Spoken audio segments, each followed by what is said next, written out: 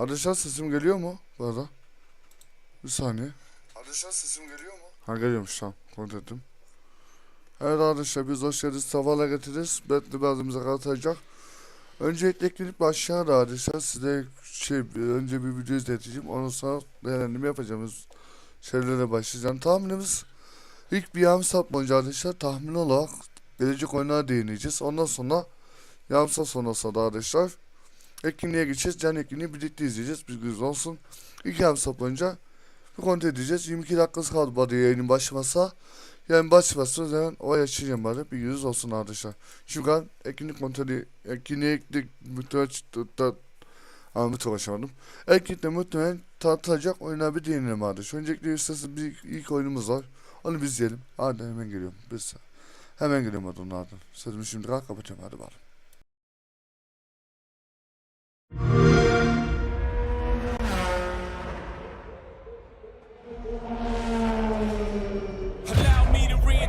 Myself, my name is H to the OV. I used to move snowflakes by the OC. I guess even back then you could call me CEO of the ROC. Fresh out the frying pan into the fire. I be the music man's #1 supplier.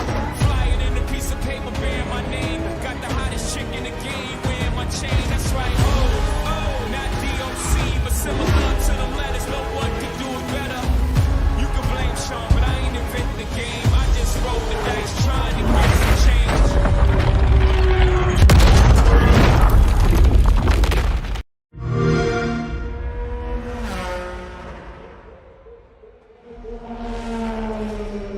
Allow me to reintroduce myself. My name is H to the OV. I used to move snowflakes by the OC. I guess even back then you can call me CEO of the ROC. Fresh out the frying pan into the fire. I be the music man's #1 supplier. Flying in a piece of paper bearing my name. Got the hottest chick in the game wearing my chain. That's right.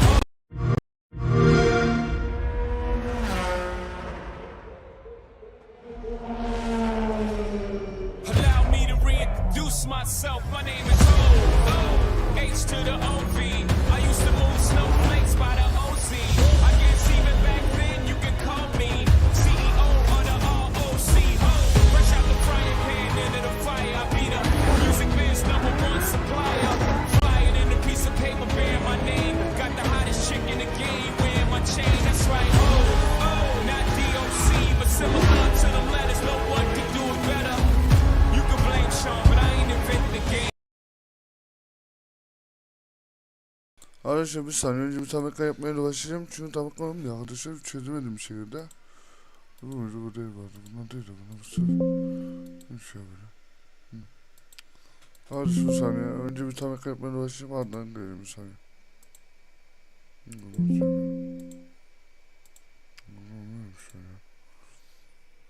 Anlayamadım bir saniye.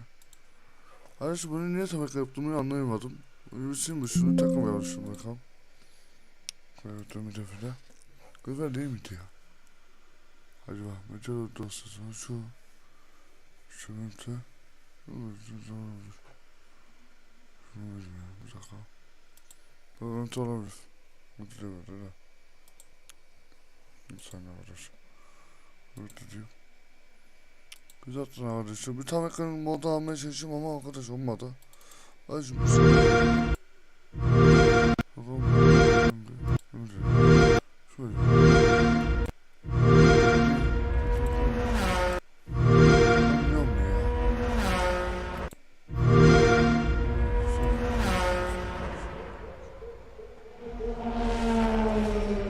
Allow me to reintroduce myself. My name is H to the OV. I used to move snowflakes by the OC. I guess even back then you can call me CEO of the ROC. Fresh out the frying pan into the fire. I be the music man's #1 supplier. Flying in a piece of paper bearing my name. Got the hottest chick in the game wearing my chain. That's right. Not DOC, but similar to the letters. No one can do it better. You can blame Sean, but I ain't invent the game. I just rolled the dice trying to get some change.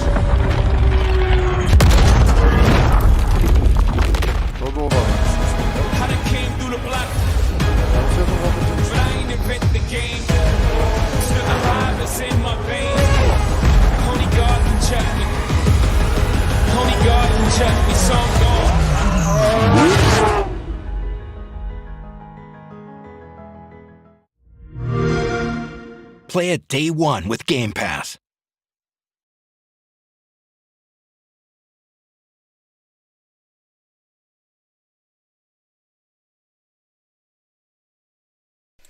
Evet arkadaş, oyun bu. Büyük ihtimalle motorsport ilgili olan, bu fazla motorsport ilgili arkadaş oyun. Büyük ihtimalle arkadaşlar bu oyun tanıtılacak ama ne zaman tanıtılır? İşte bu teknikle birlikte onu tanıtacaklar gibi geliyor bize. Hatta arkadaşlar belki Etkinliği ses görmüşsünüzdür. Orada pistle ilgili logoda bir şey var. Yani pistte ilgili bir görüntü var. Büyük ihtimalle çıkış tarihi Etkinlikte açıklanacak arkadaşlar gibi. Yani büyük ihtimalle kesin gözüyle bakılıyor bu arada. Büyük ihtimalle demeyeyim, kesin gözüyle Etkinlikte çıkış tarihi açıklanacak. Bunun hakkında arkadaşlar pek fazla yorulmak gerek yok çünkü kesin gözüyle bakılıyor. Oyun Etkinlikte çıkış tarihi çıkacak ve ayrıca Xbox ve Game Pass'ta olacak bu oyun olarak gözümüze çarpıyor. Yani böyle arkadaşlar bu oyun. Bu oyunun hakkında da pek fazla yorum yapmaya gerek yok. Ve de bana arkadaşlar size bence kamera gibi görüntü vereceğim. Orada ekran depme vereceğim yani. Seferten. Ama şimdi galiba hemen bir tane bir deneyeceğim ama bir tamam olmaz gibi. Bakayım bir dakika arkadaşlar. Öbürümünde o şeyi. Bakacağım şimdi. Ha bana vereyim sadece shopper'dan. O etkinliği vereyim ve gizli alayım şimdi. Hemen yayınlamayacağım arkadaşlar. Gizli kalsın. Dediğim gibi etkinliği hemen vermeyeceğiz çünkü. Gizli kalacak. Ekip başlayınca yayını görüntüsü vereceğim bana. Evet arkadaşlar, fazla motorsportla ilgili pek konuşmaya gerek yok aslında. Yani birçoğunuz biliyorsunuz, güzel oyun. Güzel zevkli oyun. İşaret çıkınca ben pisimde kaldı sadece, videosunu yayınlayacağım. Bilginiz olsun. Onu diyeyim. Ama kaldırmazsa bilemiyorum artık ne yaparız, bilmiyorum yani. Ama ben diyeyim size, görüntü oyunu açarsa benim pisim oyun görüntüsü yayınlamayı düşünüyorum. Pekala arkadaşlar, ikinci bir oyunumuz var. O tam net duyulmadı ama gelecek mi? Çıkış yani büyük ihtimal gelebilir. Oyun çıktı çünkü arkadaşlar, belki biliyorsunuz bu stopla ilgili anlaşmalar yapacaklarmış. Hatta bu stop artı da gelecekmiş. Bu da oyunun oyunu olarak, ben tahmin olarak diyeyim, Mayıs ya da Nisan gelecekmiş gibi bir ihtimalim var. Bana çünkü spor, online, aksiyon yönelikleri için arkadaşlar bu söylemem gayet normal oluyor. O zaman gelin bir şu videoyu izleyelim. Ardından onun üstüne konuşuruz çünkü 17 dakikamız kaldı. Yavaştan canlı yayınımıza hemen oraya çevireceğiz çünkü başımız. O yüzden hemen bir şu tane konuşalım. Hemen bir video sesimizi kapatıyorum. O videoyu izleyelim. Ardından üstüne konuşuruz birlikte. Geldik şu an galiba. Hadi bakalım.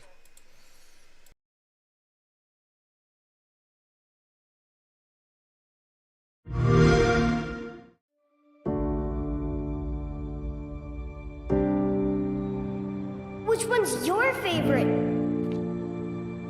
Mine's Tracer. She's like, Chestnut, the cavalry's here. You're one of those heroes, aren't you? Before me, I see the future. Human. Machine. You know there's more out there, don't you? Even the best journeys end. But a new one is right around the corner. Emma Strike! I am your queen! Let's take him to the wasteland! One punch is all I need.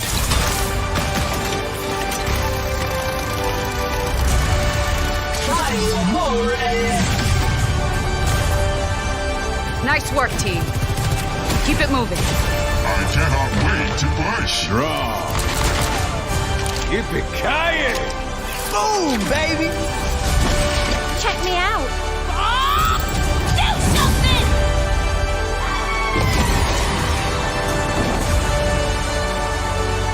Get in there. It takes a team to tango.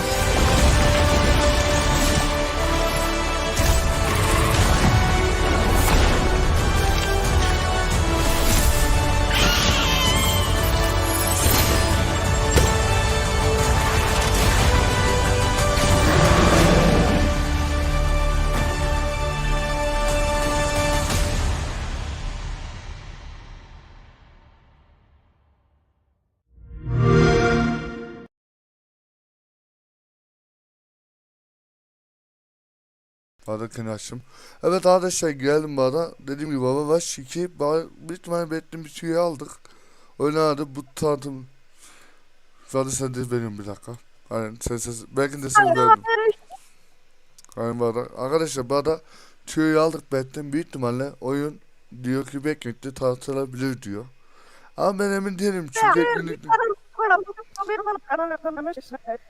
Kanka bebek sesi yap vardı. Bebek sesi yap olmadı. Bu çok bulanık geliyor. Bebek sesi yapsana bir. Ama bebek ses. Ha, bu iyi bari. Bir sana konuş şimdi. Düzelttim. Tamam bu oldu. Hadi konuş bu arada. Az önce geliyorum. Şimdi Overwatch 2'nin gelmesi normal çünkü Sony kendisine getirmişti. İkinci olarak Overwatch 2, aman Overwatch 2 demişim. Ubisoft'la Xbox, aman neydi lan bu firmanın adı? Ubisoft Ispas hani. Ispas bu arada. Ubisoft artıyla bu arada. Yani konuş. Bu gelebilir. İkincisi olarak Watch Dogs zaten geldiğine göre bu da gelecektir yani her türlü. Konuşmayı kimseye bırakmıyorum.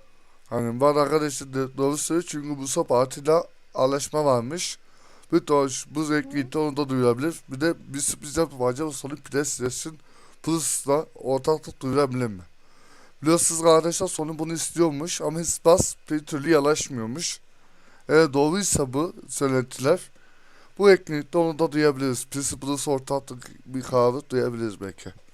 Valla öyle ortaklık olursa çok güzel olur. Hemen Sony'dekiler için. Aynen bana falan bir daha hak gelir bana aynen. Bana arkadaşlar bir... Aynen bana diye videoda bir geçelim. Ama var şu gördünüz zaten. Anlatmaya gerek yok arkadaşlar. Biz tahmin olarak yorumdayız. Yani kesin olarak ekipte neler göstereceği bilmediğimiz için biz sonra tahminde bulunuyoruz. 23'teki etkinlikte hep birlikte göreceğiz. Şu anda saat 22:48 geçiyor. Bu daha fazla konuşmaya gerek yok. Hızlı geçmemiz lazım. Çünkü bayağı bir video var. Benim attığım tahmin olarak kafamda kurguladım. Bayağı videoyu yükledim. Kesin hızlı eklenmeyecek diyemem. Ama ünlü olarak gelebilir, eklenebilir dediğim oyunu planladım. Hemen şimdi size 3. bir oyuna geçelim.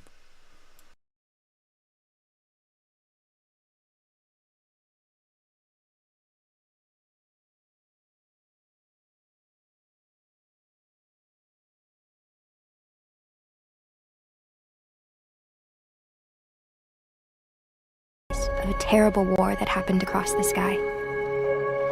Heroes fought and died to give us a chance to start over. All that I know from their Earth are the creatures they sent along with us.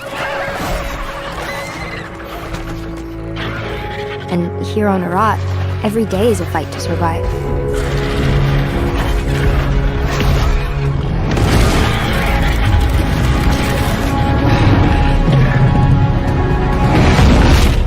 But if anyone can tame this new world, we can.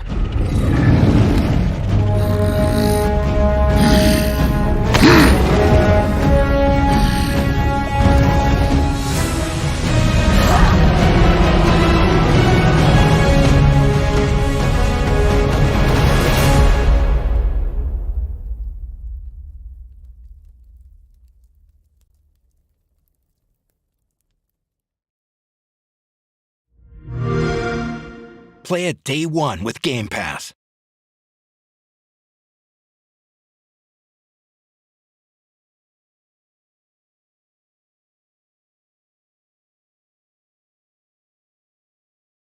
Bırakın bakalım. Bana arkadaşlar dediğimiz gibi AKK bana. AKK ile ilgili de çok şey konuşmaya gerek yok bana. AKK'de büyük ihtimalle yani bazı yorumları anlatmaya gerek yok. AKK büyük ihtimalle yani bu etkinlikte çıkış tarihi açıklanacak. Kesin gözüyle bakılıyor. Onun dışında fazla konuşmaya gerek yok. Hemen isterseniz 4. oyuna geçelim. Kesin demeyeyim ama büyük ihtimalle bir etkinlikte 2-3'te çıkacağı için daha çıkış tarihi biliyorsunuz netleşmediydi. Bu etkinlik sahnede tartılabilir. Hemen isterseniz 4. oyuna geçelim belki beraber. Hadi bakalım.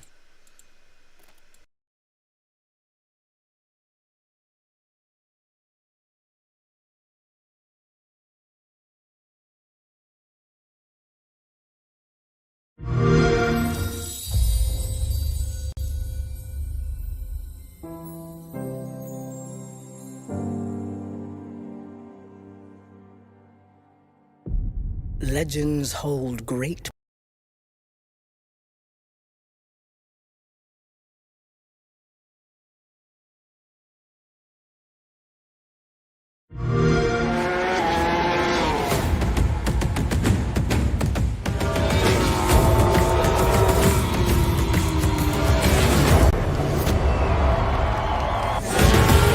My career started in Superbike paddock, and here it's my home.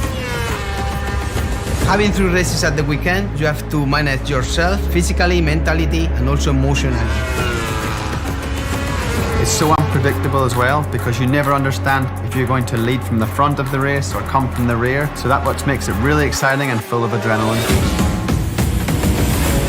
After 10 years, this is your chance. I will be waiting for you on the official Superbike video game.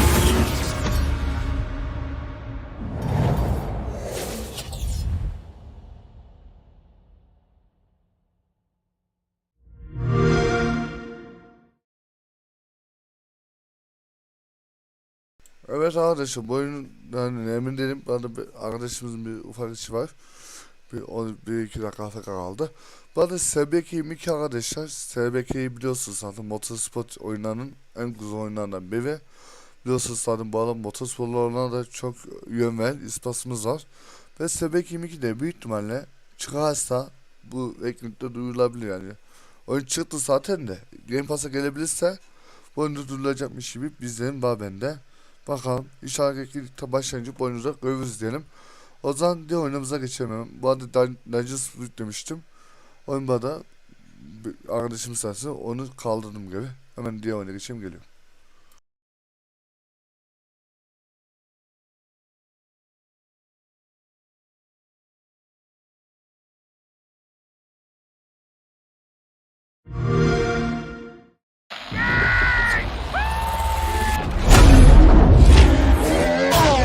Want to know what it's like,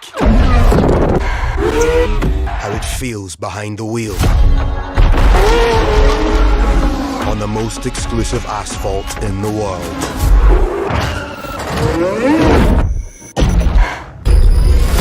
1,000 horsepower at your command, speed like you've never known.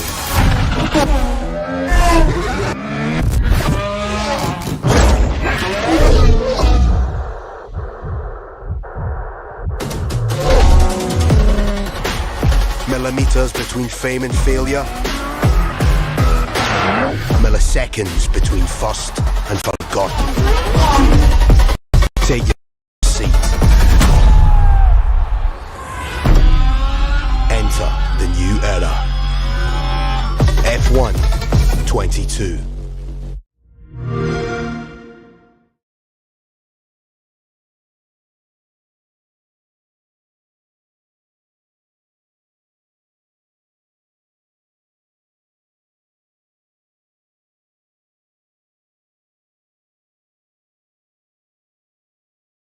Daha arkadaşlar bu dakikadan sonra bir de kameramı yerleştireyim dedim.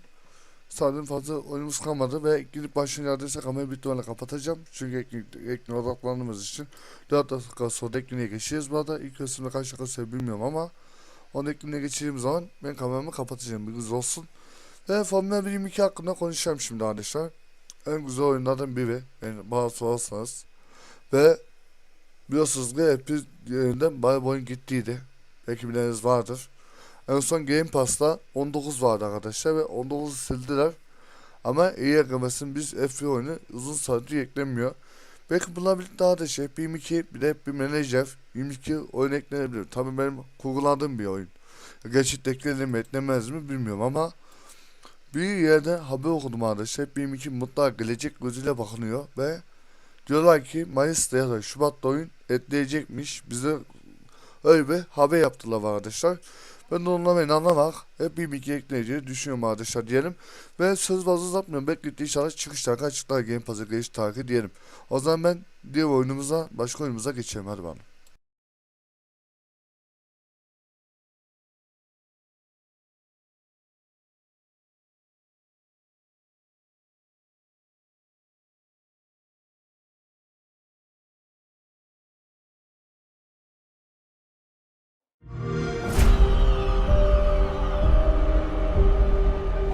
Redfall used to look like it was straight out of a postcard.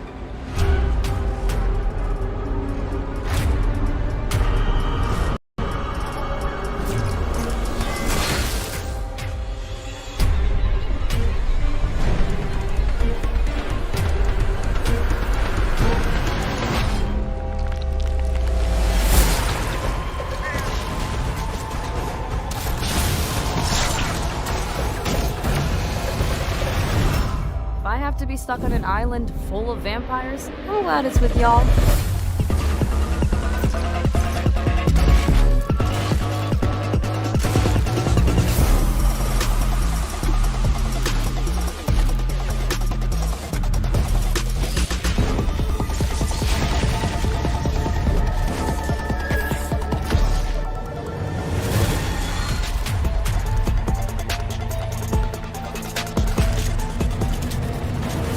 Some kind of collective consciousness.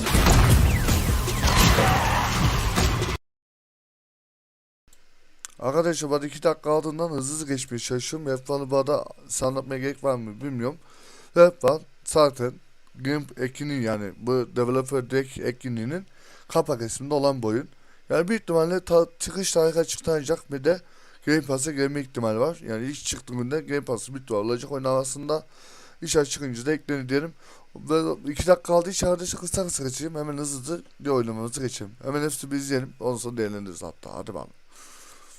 Hadi böyle yapayım ya. Tamam tadı.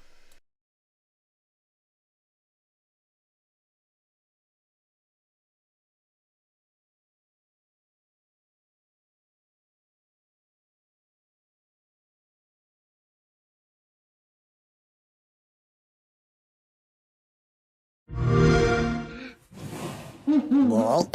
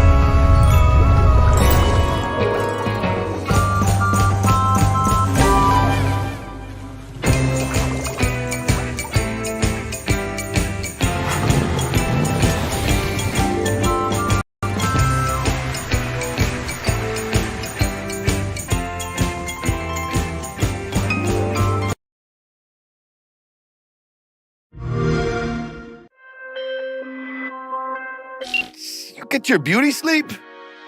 Time you got up.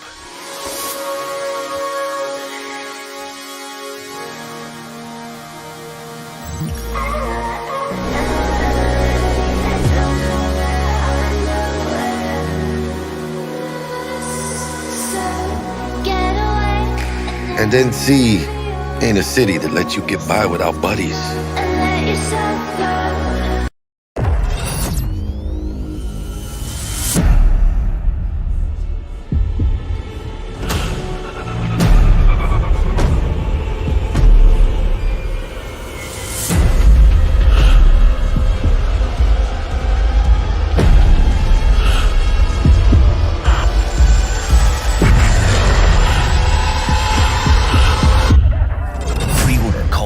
Modern Warfare 2 and play the campaign up to a week early.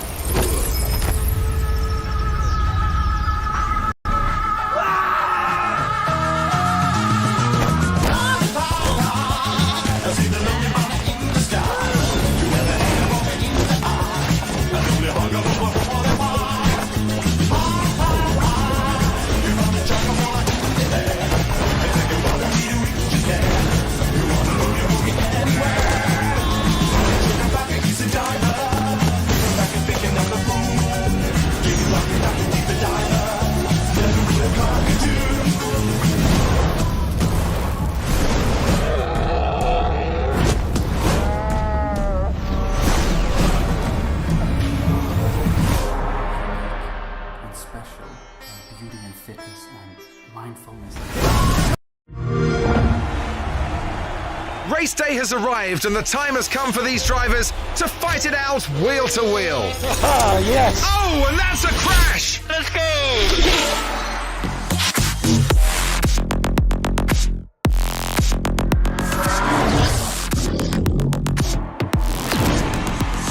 Here we go with the Bahrain Grand Prix. A fantastic start. What is my favorite legend of the overworld?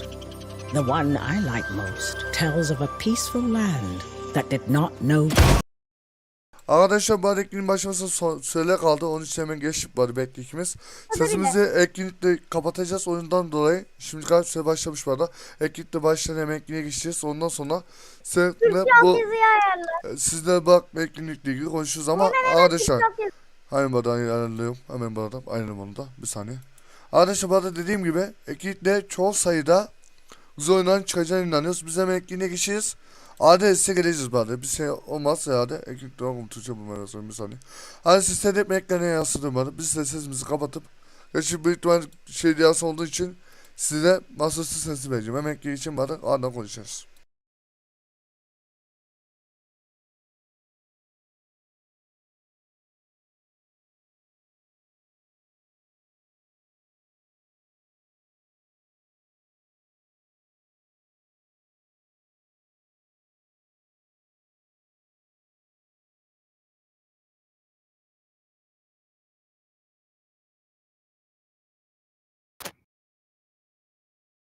Abi bütün tahminler iptal. Sadece 5 oyun geliyor.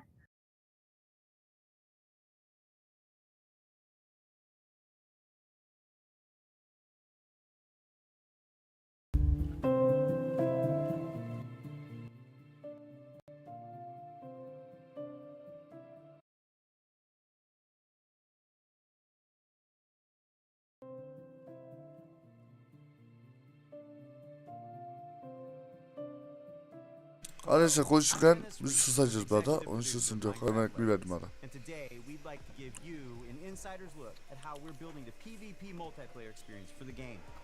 Şöyle bir bakalım arkadaşlar. Nasıl diyeyim ya çok mu? It introduces epic storytelling and you can form alliances with new and bu arada tam ettiğimiz oyunlardan biri bu. Bakalım diyeceğiz. Bitman Gelecek demiştik. Ve geliyormuş oluruz da. As an online co-op experience together with your friends. And it will also feature a PvP gameplay mode where two teams with up to 4 players each force to destroy the bu opponent's güzelmiş lan team. bek. Gördün mü? Takım oyunu bu arada. Bu çok güzelmiş. In order to create the best possible experience, we've partnered with Blackbird Interactive to develop the game. And it's been wonderful to see their commitment and focus on the Minecraft universe. It's so much fun to be working with Mojang Studios on Minecraft Legends. Here at Blackbird Interactive, we have a talented team of developers who are using our background in strategy games to bring a new and exciting experience to the Minecraft universe. We're super excited to share more details about PvP gameplay. Arkadaşlar göster ekranı zaten. Çok oyuna benziyor bu. There are some really cool features that make PvP unique. First off, players share their army and resources with their team. This means that individual players aren't able to win on their own. They must cooperate to be successful. Communication is really important, and you can sort of really tell the teams that gel together because they naturally form roles at the beginning of the game, and as soon as we start, you're off collecting, I start building. We have our favorite roles, but we change them up. Also, the world in PvP is procedurally generated, just like it is in campaign. This means that each PvP session is different than the last. That it's different every time you play, depending on how Keşke the map is generated, ya. where the valleys are, the Belki mountains de are, where 5 the oyun secrets geliyormuş are, inşallah. you know, where the Delete towers durur. are. Bakalım bir de. In Minecraft Legends, the piglins are an ever-present threat, and this includes PvP. The piglins are on their own side. They're trying to kill both of you at the same time. So the opposing team is not the only thing you need to worry about. Beware of the piglins. In PvP, there's something for everyone. For players who like action, they can go attack the piglins or lay siege to the enemy base. For players who enjoy exploration, they can search the world to find resources for their team, hidden treasure chests, or scout the enemy base. Gathering resources to help the team out, that's super important. But whenever I get into a PvP match, the first thing I try to do is to track down the Regal Tiger. It's my favorite mob to ride because it's really fast, but it's also really cute. For players who like building, you can spend your time building defenses and upgrading your base, because soon enough your enemy will attack, and you need to be ready. So the first thing I do when we start is everyone runs off. I open the map, see where the enemy base is. First thing I build is what we call an upgrade tower, where it allows you to build upgrades. So I place that at the back, away from the enemy. So I really pride myself in making, you know, impenetrable bases. Since the goal of PvP is to destroy the opposing team's base, defending your own base is really important. You have to start with a lot of walls, a lot of towers, and some gates. After that, you can just add whatever you want, freestyle a bit. I like to add different layers of walls, so my opponents have to find their way through to my base, almost like a maze. And then once those walls are up, I like to actually hide my ice traps behind them to catch enemies off guard. When it comes time to finally take out the other team, my favorite strategy is to make a forward camp just outside the enemy base. Then I get the biggest, strongest mobs I can as fast as I can and start sending them in. Then I can smash down the walls, take out their mobs, and claim victory. The real fun of PvP is creating a strategy, having a game plan, deciding how you think you're going to crush the enemy, and then all of a sudden the hosts tell you, the opposing team just built a redstone launcher. And you're like, I can't do my attack now. I've got to like build an anti-siege tower, which is an anti-air tower, to stop the redstone launchers. You just have to be constantly changing your tactics. And sometimes you're like, I have no idea what they're doing. And then you certainly find out very quickly. Resources, or do you want to go? I don't know. A while back, we had somebody on our dev team use a strategy where they built a bunch of what are called plank golems, which are archers. So they're very weak, but they do a high amount of damage. And he had 40 of them, and he just ran through our base, ran around our tower, and took out our entire tower with such a simple strategy. And that's why we still love playing it every day, because every game is different and you never know what's going to happen.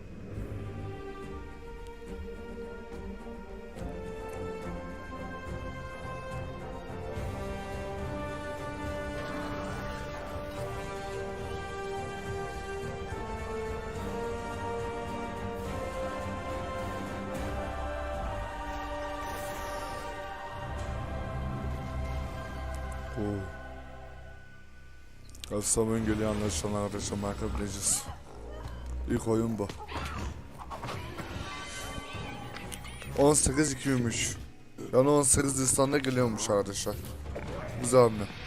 Güzel bak.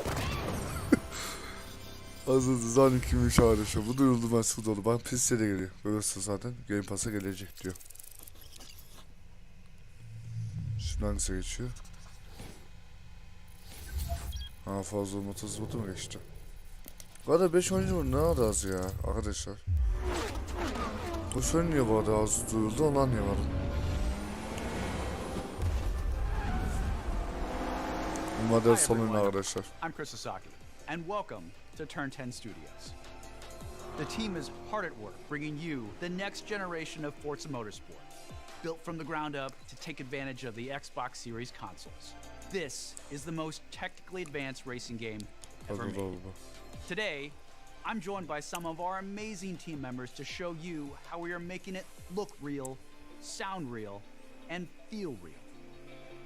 This is Forza Motorsport. Oy. Kameralar. Olmaz olmasa da havalar. Kameraydı. At launch, Forza Motorsport features over 500 cars for you to collect, race, and customize with more than 800 unique upgrades.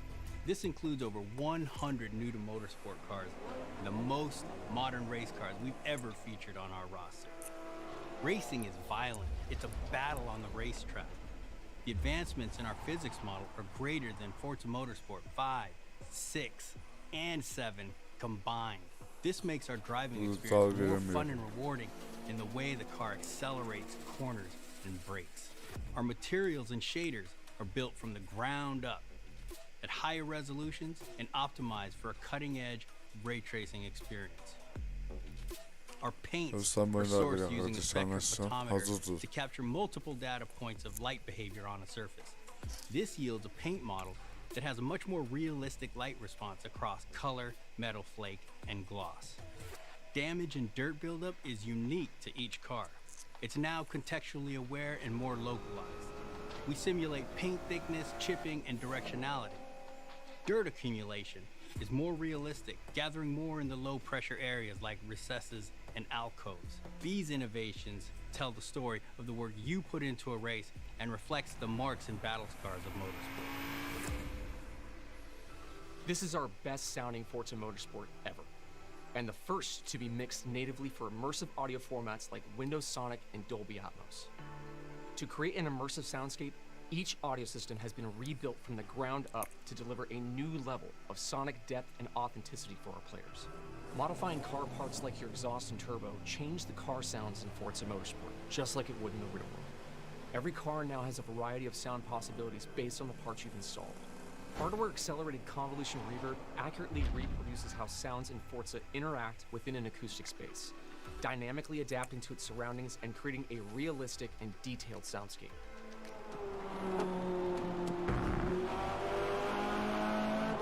New features like our regional track announcer system and improved tire and suspension audio bring a new level of realism to the game. Here, Forza Motorsport like Oha, never mesaj de var lan. every tire squeal, every engine, lap after lap. Oha E30. Güzel lan. E30 da var. Vay anasını.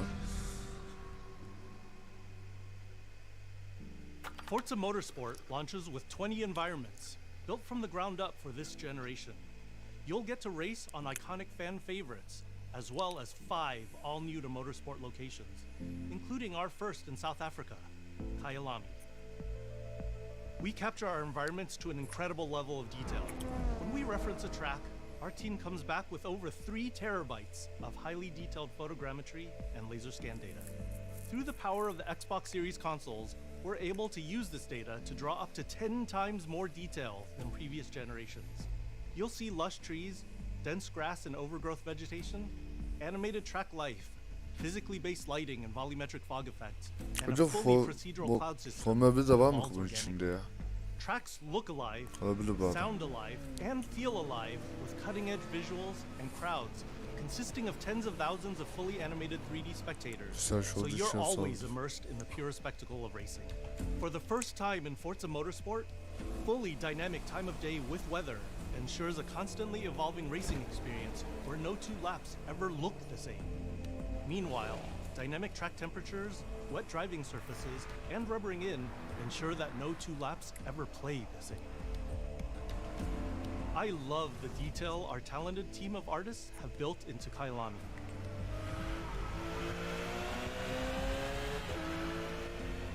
Fast forward to night, and the vista is truly breathtaking. You can see the distant light flows of the city, a beautiful visual touch. Even the Kyalami logo itself creates visual impact every time you see it, thanks to ray-traced global illumination, which simulates how hundreds of thousands of light rays accumulate color as they bounce between surfaces. We're rendering all our environments in 4K at 60 FPS with real-time ray tracing on track to create true-to-life reflections on all smooth mirror and flat glass surfaces. With the incredible detail and rendering features of our track environments, Forza Motorsport is truly a generational leap ahead with unmatched visual fidelity and authenticity.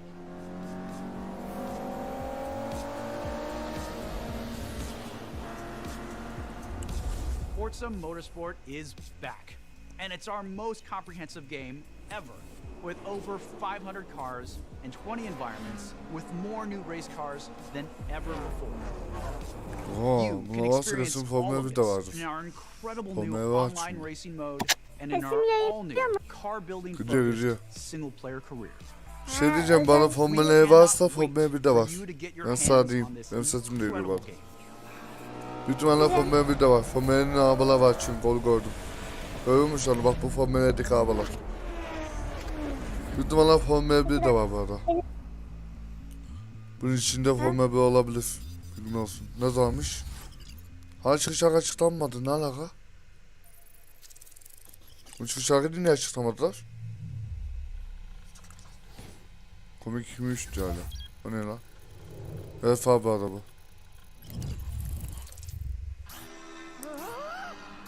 Yo Cyberpunk mı? O Cyberpunk mı yapalım That's mı? me.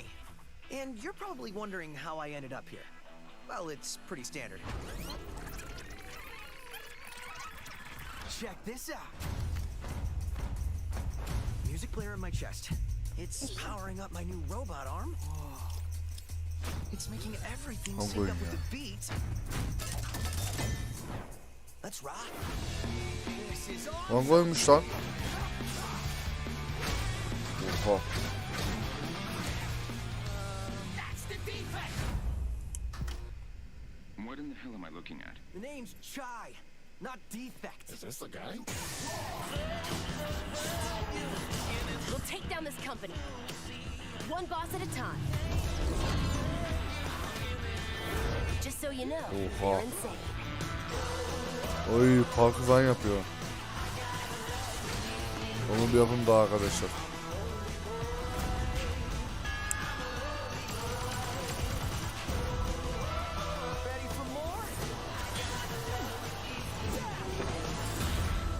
Çüş.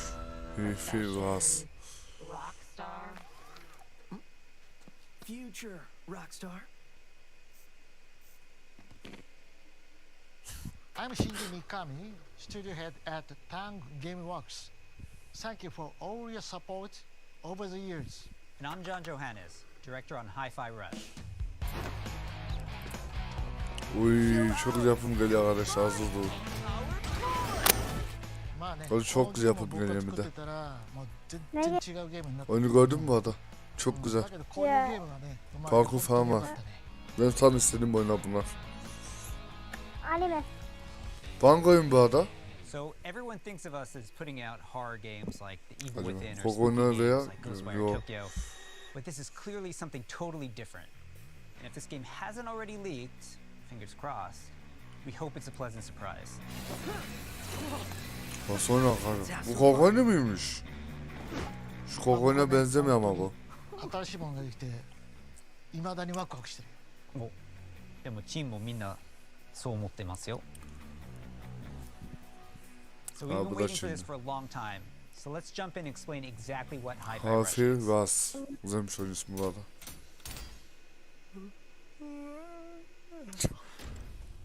Olan uyuyordu bari. Sabah oldu kanka. Hi-Fi Rush is a rhythm action game, so it's a bit of a twist on your traditional action game. Here, your moves and attacks help create a living soundtrack. That means all your flashy moves, stylish and devastating combos add a layer to the music. The more you flow with the beat, the better you can connect your attacks and abilities. You are in total control during combat, but everything you do syncs up like an awesome music video. Bana var mı bu oyun namaz olacak? You play as Chai, a wannabe rock star and victim of a weird corporate experiment that lets him sense the rhythm of the entire world pulsing to the game's soundtrack.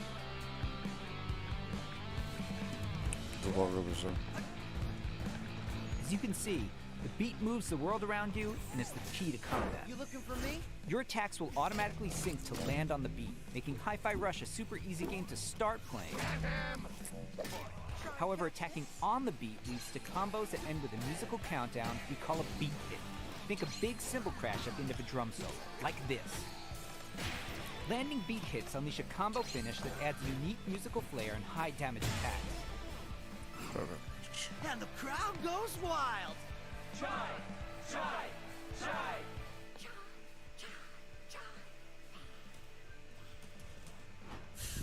Oh, anyone see the guy that did this? O sandık güzelmiş valla. How about we see it all in action? Oha. Bring it on. Bu yapanlık öyle oldu mu? Haydi. You're never restrained by the music. You can jump, dodge, parry, and attack whenever you want, using whatever attacks you want. It's not about mashing buttons. The key here is feeling the beat.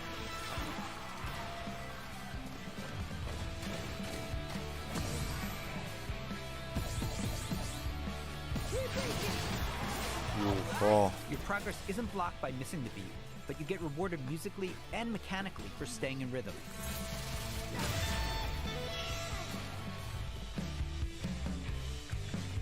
When we say everything moves to the beat, we mean it. Enemy attacks, cutscenes, dangerous obstacles, you name it.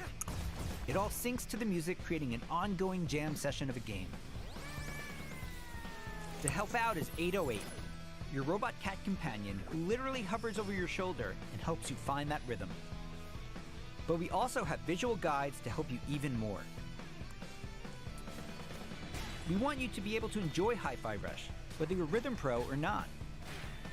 I look so cool doing this. Oha bakın lan. Chai also gets by with a little help from his friends. Literally. Get up, slacker. We've got work to do. Chai will team up with unlikely allies to expand his repertoire of moves both in and out of combat. There's Peppermint breaking barriers and juggling enemies, along with Macaron smashing enemy armor and knocking back enemies. Tag teaming with Chai's partners in attacks opens up huge possibilities for dynamic combos and over-the-top action.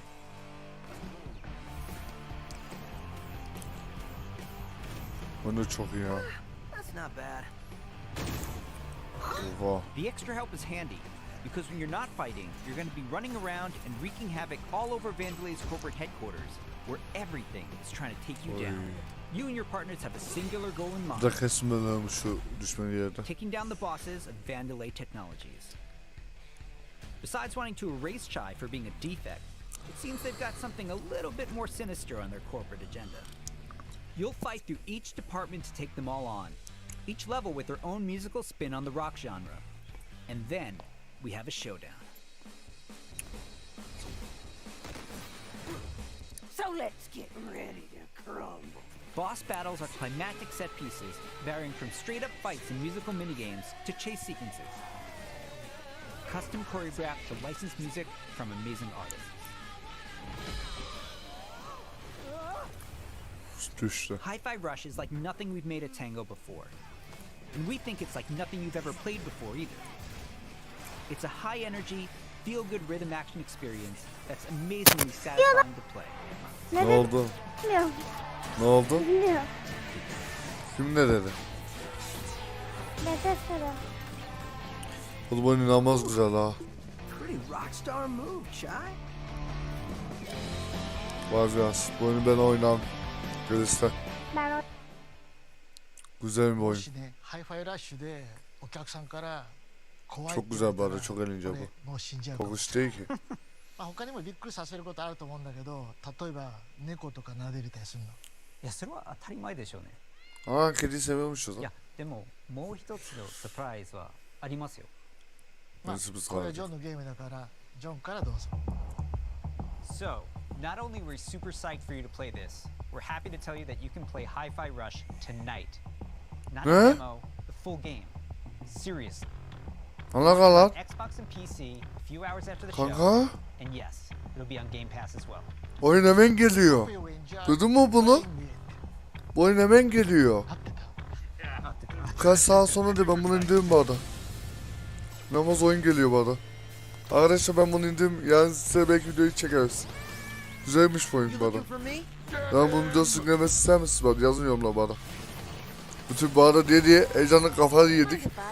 Arkadaşlar bu oyun geliyorsa ben bu oyunu büyük ihtimalle yani ilk bölümü çekip ondan sonra beğenirseniz yazarsınız yorumlar dediğim gibi. Oy güzel oldu lan. Manyak oyun geliyor. Tokat yedi. Oy eğlenceli ya. Oya gel. Çok burada atacağım seni.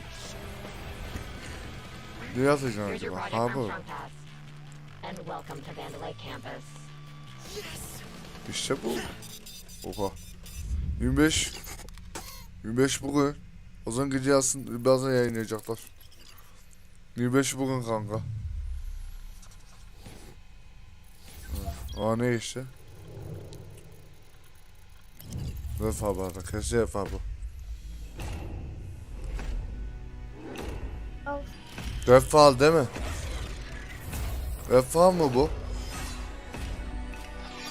Vefa. Ne? Welcome to Hunt Valley, Ne Maryland. vefalı yayınlamadı onu headquarters of anlayamadım. ZeniMax Online Hep bana Studios. duymayacak mı? You just saw a cinematic teaser for Hadi the benim Elder Game Scrolls Pass'ı bazen Online's bakayım belki next eklemiş chapter. ya. We're pleased to reveal ESO Necron, Haziran'da çıkacakmış which bu will oyun. launch in June and is shaping up to be one Bu of oyunu the best gördün mü? Bu updates oyun to the hemen game geliyormuş. ever. 25 Aralık dediğe göre If you watch Türkiye'de the hemen teaser eklenir. closely, Çünkü you saw gece that yarısı az Necron will kaldı. include one of the most Oyun requested olmadı features in eklerler ESO, öbürünü. a new playable class called the Arcanist. It's Bekleyip only our durmasana da. third new Tabii class çok since launch, video var. and we know you're gonna love it. Arkadaşlar bana 27'si canlı tek olacak oyunu biz de verip bu adamı dinlerken siz 27'sinde Formula 1 canlı yayını olacak yani tekrarlarını izleyeceğiz. Biz bekleyiniz size bekliyor. O şimdi olsa Femiymiş 30'a da Etkinliği falan sadece gideceğiz yani etkinlikler hepiniz olsun. Zaten planlı içeride bakabilirsiniz tabi ben tam olarak emin değilim ama. Bundaki gün sonra 27'si Formula 1 şeyini yapacağım. Etkinliği yapacağız. You just might remember from the Dragonborn Skyrim DLC. Bu korkunç ya ben bu oynamam For büyük those of ihtimalle. you new to ESO, we release a new expansion called a chapter every year. Chapters are essentially standalone games in ESO that let you adventure in a Kanka new bu region of zor ya. Tamriel. Bu korku gibi. But you don't have to wait Samur for the oynayabiliyor Necron mu? chapter to jump in. We've got so many amazing experiences you can enjoy right now. If Ama you bu da mı love hemen games like eklemiş? Skyrim and Oblivion, you'll feel right at home amongst the thousands of stories Bu da unfolding hemen across eklemiş bu every arada. region in ESO. Öyle bir şey diyor hiç Played a classic Elder Bu Scrolls arada game bu oyunda knows ben eklemiş olabilir. all about those feelings Öyle bir şey when diyor. you're immersed in the world. Bu Efendim? oyun korku oyunu değil ha. Remember Korku that oyunu değil feeling mi? when you first Korku oyunu encountered gibi the kanka. dragon? We've got an entire Abi province that's korku oyunu overrun by olsa dragons. Or jumpscare'lar questioned olur. if you were capable Emin of taking değilim. down a frost troll in Skyrim. Ha bundan Try for yaratıktan yourself mı in öldürüyor? ESO. What about the O moment da you dediğine visited göre bu a oyunda city in eklenmiş. Morrowind that Öyle was diyor. built inside the shell Bilgiyi bassın of a ya giant bas crab? sitesine. Belki vardır. For the Oblivion fans out there, how about another chance at taking Oha, on the bu ne lan? colossal Daedric Prince, Yarata Mayor bak. of Dagon? Just Oy. like any single-player Elder Scrolls game, you can have a blast simply by following the main quest line. Çok oyuncu da varmış. Or Oyuncu var seek mı? out lore and learn more about the world. Become a craftsman. Go fishing. Decorate balta and mı furnish your çalıyoruz? home. Customize your character. Play it like an action RPG. And when you're ready, you can easily engage in one of the best open-world PvP systems. Run dungeons co-op with your friends for Oo, great onlar da oynanıyor bu arada. or just join a guild to chat Ben with ondan others. oynarız seninle. The possibilities in this Alınca. virtual world are endless.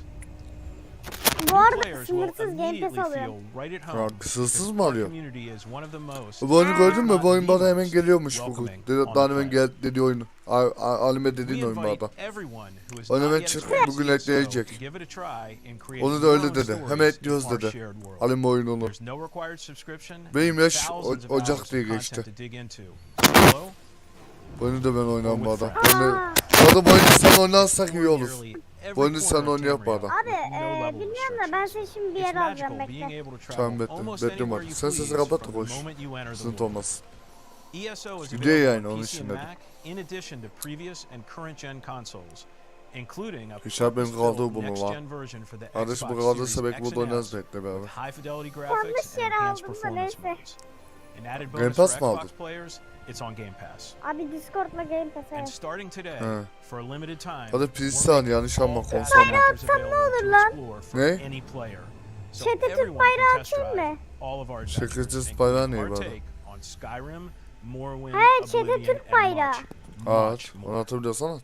At ZOS, we have so Biliyorum many ben. passionate Bayağı and atabilirsin. talented Bizim Türk developers tabii who sadece. continue to add Hangi Elder chat'e? Scrolls Aa, lore Espas by Etkinliği producing diyorsan handcrafted epic adventures. şey yapmasınlar. And I'm immensely proud to be a part of it. Türk geldi diye atar. Believe me, we have tons more to share, and I İnşallah can't yapmaz. wait for the team to show it all to you. Ne? Join us after this show Evet fal for the korku oyunu. 2023 ESO Global Reveal. Ha vefa where we'll geliyor go aynen. deep Vefa da into all things tartacaklar. Necron. Thanks. Geldi bile. See you in Tamriel. Aynen. Bu ne zamanmış? 5 Haziran'da bu da. 20 Haziran 5 Haziran'da piste geliyor. Oha piste erken geliyor. Aynen geldi ya fal. Son oyun o kaldı zaten. Onu ben oynamam bari ya fal çok. Oha bu ne lan? Oo tam bir pistovat oyun. Bu son galiba. Anasını satayım bu ne? Abi Hı. Xbox'a bakıyor musun şu an? Ne? Xbox'ın chatine bakıyor musun? Bir dakika bakacağım. Küçültümden bakayım, büyüttüm ben. Evet. Bakıyorsun değil mi? Bir saniye, bir dakika. O etkinliği küçültmem lazım, bir dakika. Lan dur neyse. Oo bu da güzel kanka, buna kadar oyun yok. Hadi bakıyorum şu an. Hazır mısın? Bakıyorum, hani hazır. Attın mı? Bende gözükmedi hala. Attın mı bana? Bayağı geliyor. Ben de geri bana. Yayın. Ondan da görüyorum. Yukarılarda bu arada. Sürekli birazdan görün bir harita. Ben de geride gidiyor ya. Böyle 20 saniye bana. Hala görmedim. Nerede lan hani?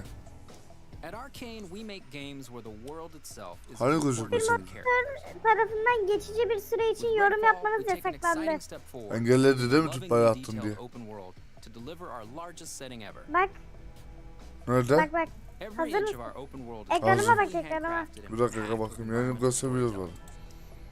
Şimdi ben bir ekran şöyle bakayım bana. Bakayım bana. Bir dakika bir saniye. Kanka sen yani kısabiliyor musun? Sesini kısmam lazım sen yani. Gelsem eğer. Kanka sen yani bana sorduk. Siz hemen şuradan kısa. Aynen. Attığın yoldan dolayı değil mi bu adam? Gördüm. Evet.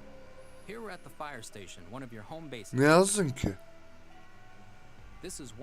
Ne yazdın da engelledi kanka? Yıldız attın diye mi? Ne? Ben yedik. Ay yıldızdan dolayı bana yaslamış olabilir. Ben bir şey yapmıyorum bana. Ben de yaslatlamazsan kanka. Keşke Türk bayrağı ataydın lan. Bir ondan ban yemezdin. Aa. Bunda vampirlerle mi savaşıyoruz? Abi insanlar da var bunda. İnsan yok mu? Anlamadım bir şey. Kanka bu oyun harbi korku oyunu. Korku da çok zor gibi. Değil mi? İnsanlar falan hep vampir oluyor galiba. Bak ama annem var korku oyunu bu. Çok korku oyunu. Kapıyı açan içimizde de karşı bir şey çıkıyor bak. Bu salak eve niye giriyor kanka? Oğlum bizi tırsma lan manyak. Bom. Kanka korkma. Hazır mısın korkuya? Karşımıza çıkacak şimdi. Kanka. Ben bakmak istemiyorum. Arkası dönüme çıkmazsın. Ben bakamayacağım. Ben bakamayacağım buraya. As. Aslı ödeci. Ya çıktı lan karşısına. O kadar da kokoşçıymış kanka. Ben arkadan gelip böyle diye ağzı açacak sandım. O kadar da kokoşçıymış bana. Ülke de ağzına çıkmadı. Ağzı açmadı. Biliyor mu bilmiyorum. Ağzı açmadı bu defa. Ağzı açaydı abi de kokardım lan. Seni bilmiyorum da. Kim abi ya? Son dakika ağzı açmadı vampir. Değil mi? Nereye çıktı manyak? The lighthouse is back up, but there's more waiting for you. Taking down vampires angers the vampire gods, who will summon the Rook to take you down. Çüş. Abi çok korkunç lan. Evet. Astroloji. Let's transition to what you'll find outside of the main story missions. There's so much waiting for you. Redfall is filled with encounters that can pop up anywhere, like this brewery that's fallen under cultist control. Save the locals from being offered to the vampires. Like our past games, you can approach a mission in many different ways.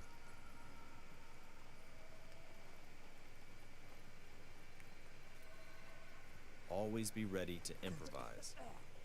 Remy uses her combat robot Bribon to help distract and eliminate the cultists. Ha? Orada konuşuyor kanka. Aynen alo. Dinliyorum bana.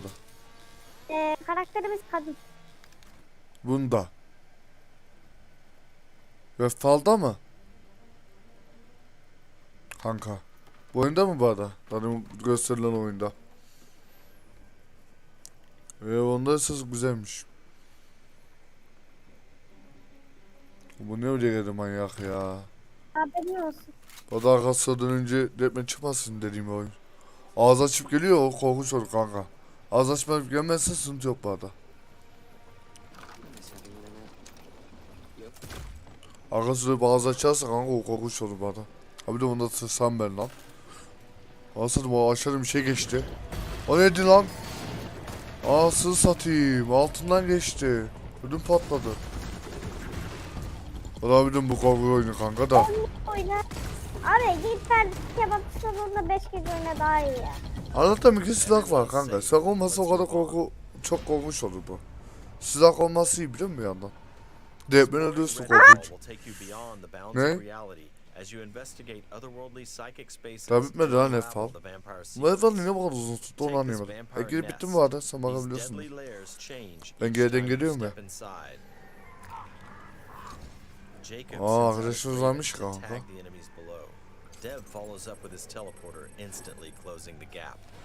O da arkadaşımız varmış oyunda. Ben sadece tekli sanıyordum. Bak arkadaşımız var takım arkadaşımız kanka. Tekliyiz ki bunda. Tek olsa korku oyunu olur.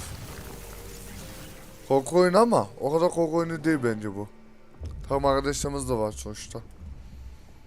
To destroy a nest, you have to take out its heart, and all of the vampires willing to die to protect it.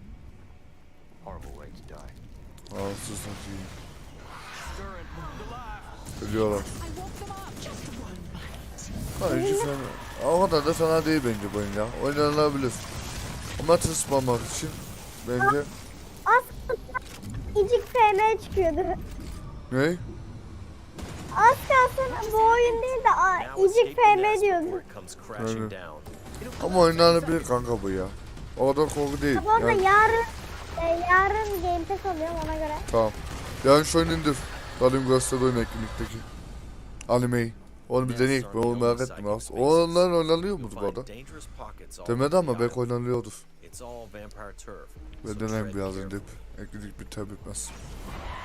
Oha! Kanında mı emiyor bu? Kendini çekiyor lan. Aa ben dedim bari bu sahne dedim. Bu sahne arkası dönüp çıksa ağzı açsa. Tamam bir dönüp çıksam bari. Oha polis de var. Find safe houses hidden all over the island, and then work your way up to the vampire controlling the neighborhood. To reclaim this neighborhood, you'll have to defeat a powerful vampire called the Siphon. Oha vampir demeyin. Ben de vampir diyor oğlum. Hep vampirlerle savaşıyoruz bunlar. Yani bu sarmaz abi. Zombiyle gelsem buraya. Yani zombiyle savaşsak bence hayır. Ama bana yetenek de açamıyorum bak. Bu özellik iyiymiş. Ama sop. Oha. Sen gibi bak adam sahibi sıktı. Kabı vardı. Adam demek abi ya. İlgideki görüntüyü yayınlamaya başladı kanka. Herşeyi çıkmış bana etkinlikten sonra. Şu an eklemişler. Onun videosunun bir demir geldi bana.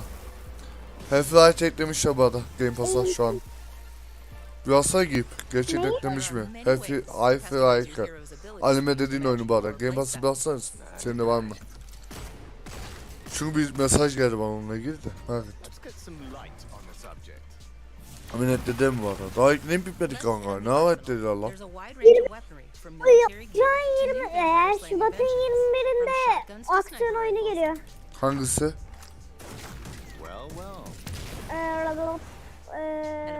Olan sattım. Geleceklerden Hangisi acaba merak ettim. Dur bakalım be. Belki de gösteriyor mu? Acaba hangisi lan? Ovan varsa Ovan var da güzel bana. Daha tekrar işte F1 2019 var. Hep 19 bitti ki kanka çıktı o. Eskiden vardı kaldırdılar. Yani kaldırdıklarının beri hep bir oyuna eklenmiyor. Ben de diyorum ki yani bir sefer hep 22 eklerler. Bir de Melece 22 de ekleyebilirler. Çünkü bir de 2 yıldır hep bir setlerinde boşlar. MotoGP ekledikleri için bana söylüyorum bunu. MotoGP setlerini doldurdular. Ve bir taraflarda kendi oyunlarını ister büyük ihtimalle. Game Pass'ta. O yüzden tahmin hep 22'de hep bir Melece ekleyecek gibi. Oo kanka bu korku işte. Burası korkuş bak. Bu sahne korkuş bana. Thank you for visiting Redfall. And thank you for all the support you've shown Arcane throughout the years. Bitti We bari sometimes etkinlik. joke that our games can be tough to define. The one thing that's consistent? We make the kinds of games we love to play. Etkinlik And that's bitti how mi? Redfall was born. We blended everything we Redfall'la love beraber here at baksana. Arcane Austin. Immersive open worlds, Etkinlik unique, yaşanıyor. customizable heroes, RPG, Redfall'ı mı hala gösteriyor? gameplay. And of course our Hayır, signature storytelling konuşuyor and rich herifler. world building. Along with Şu our bende de var spin şu an. on one of the most classic Koşma. monsters of Hani all time. sahne geçiyor değil mi? It's been amazing to see O how zaman all iki of us geriden have geliyor. pulled together to deliver our vision for something new. Redfall is the biggest, most ambitious game we have ever made. Our teams dove head first into this new Acaba GTA 6 opportunity, geliyor mu and lan? we can't wait for you to experience Call of Duty Redfall niye for yourself. tatmadan sayı, ben onu merak ettim. Thankfully, you won't have to wait too much longer. Sonuçta Call of Duty de Redfall's büyük oyun. coming on May 2 Mayıs'ta geliyormuş bu da. Thank you again for joining us. Redfall bu arada. Soon in Redfall.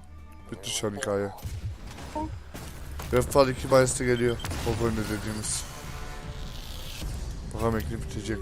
Hala bu gösteriyorlar ya. Geliyormuş. Tamam. Senin aradı birazdan kapatacağım. Bu saat yaklaşıyor ondan diyor. 2 Mayıs 2023. Oha, Steam'e de geliyor, Game Pass'a geliyor ya. Epic'te de olacakmış. Bitti. Konsol çadı Game Pass ile. Bitti mi ada? Hikaye bitti şimdi. Başka oyun kaldı mı? MP4. Şimdi zaten ne gösterdi? Başka ne gösteriyor lan bu da? There we go. 3, 2, 1. Aa, dakikada şeklini bitti böyle. Başımız. 18 insan kimmiş? It's so much fun to be working with Mojang Studios on Minecraft Legends. Aynen mi? Böyle lan ekini bitti ya. This is our best sounding Forza Motorsport ever. Aynen sen de koşumettin kulak ediyor. Abi. He. Abi. Ekini bitti kanka. Ekini bitmedi mi şu an? Ya Var mı Forza Motorsport var mı? Ben sana onu sorayım. Ne? Forza Motorsport Onla mi? Online. Online de olacak mı olmadı? Fazla 5 gibi bu arada.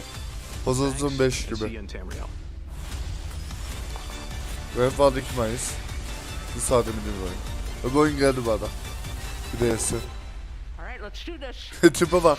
Hadi tipe bak lan. O güzelmiş o. Market Legends'ı heyecanla bekliyorum bana. O da güzel çünkü. Bitti galiba aynen. Bitti mi lan? Hayır bana ne yapıyorsun ya? Aynen bir teknik. Bana. 5 oyun ya. 5 oyun onu gösterdi. Çarmak hala duymadıklarını ben şaşırdım bana Call of Duty'yle. Bir de hep bir 22 yarı. Ekini bitti büyük ihtimal değil mi? Ekini bitti bu. Ekini bitti bu arada. Hani ekini bitti. Ekini bitti bu arada kanka. Tahminim değil mi? Ben yine ban yedim. Hı. Ben sizi kapattım bu arada. Evet arkadaşlar, ekini bu kadardı. Bence yani çok yani o kadar duymana rağmen çok iyi bir şey yayınlamadı bana sorarsanız. Yani bekleri bana sorarsanız bence hiç iyi olmadı eklinik bu arada. Yani eklinik bizim tatmin etmedi. Ya ben düşünürdüm yani Call of Duty eklisinden mesela Call of Duty Modern Warfare 2'ydi, burada görmek isterdim şahsen. Çünkü aldıkları bu oyunu neden eklemiyorlar çok merak etmeye başladım arkadaşlar. Biliyorsunuz ki Call of Duty'yi Microsoft aldı. İspat'ta da olması kesin gözüyle beklenen bu oyun arkadaşlar. Ama ne yazık ki gelmedi. Yapacak bir şey yok. Ve de Apple serisini de belki yapmadı ama dediklerine göre arkadaşlar Şubat Mart'ta falan ekleyecekmiş. Eğer doğruysa biz o zaman kadar bekleyeceğiz mecbur FB22 için. Eğer gelmese de inşallah yazın ki yani yazın olacak kaçınıza bakalım. Bethesda etkinliğinde atlatırlar inşallah diyelim.